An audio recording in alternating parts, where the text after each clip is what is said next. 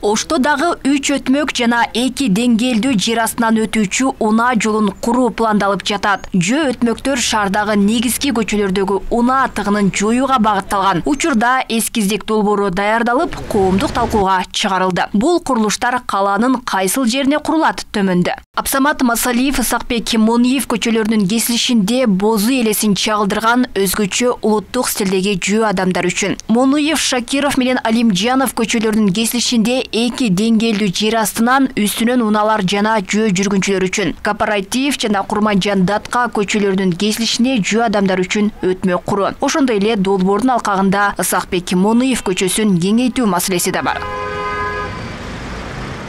Эскиздик долбоор коомдук талкууда. Кала бийлиги долбоорго кошумча сунуш, ой пикир күтөт. Быйыл долбоор жасалып, өтмөктүн курулуш иштери кийинки жылдын жаз айларынан башталат. Азырынча каржы булагы аныктала элек. Бул курулушту азыркы мезгилде биз жакын күндөрдө проектин жасоону баштайбыз. Кече Бакыт Бечегичев бүт службаларга тапшырма берди. Азыр инженер службалардан кандай коммуникациялар ошол жерге жайгашкан бүт баарын алып атабыз.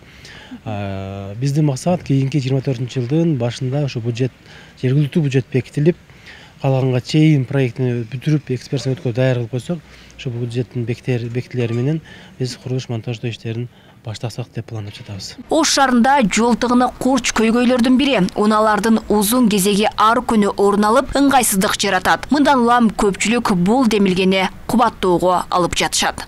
Натыйжасын берет, да сөзсүз берет натыйжасын. Куруу керек. Немеден ты деп коебуз, тыдан прямой немеге түшө турган Ош районуна чыга турган жол салыш керек. Ошондой жолдорду салганда азаят. Анан бул деле проблеманы аз деле болсо чечет экен. Үчөө салса андан дагы чечиши мүмкүн, жакшы эле чечиши мүмкүн. Бирок ошону менен эле чектелип калбастан ошондой кошумча жолдорду салыш керек. Мына бул өтмөктү куруп койду эле, канча эле жолго баал машиналарга эметпей, мушат этпей калды дез. Эми мурунку сайдын салынган боюнча болуп эле азыр бизге жолдор талапка жооп бербейт дез.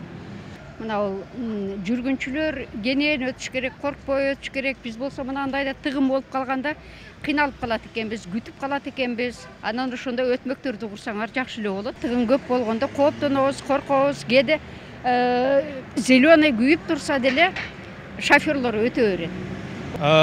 Курулса аябай жакшы болмок эле, ушул мына жол тыгындарын дагы азаят деген ойдомун. Элдин өзүнө да жакшы мындай ДТПлар деле болбойт. Жаш балдарга да ишеничтүү түрдө ушун мына асма көпүрөктөрүнөн өткөнү аябай жакшы дачы.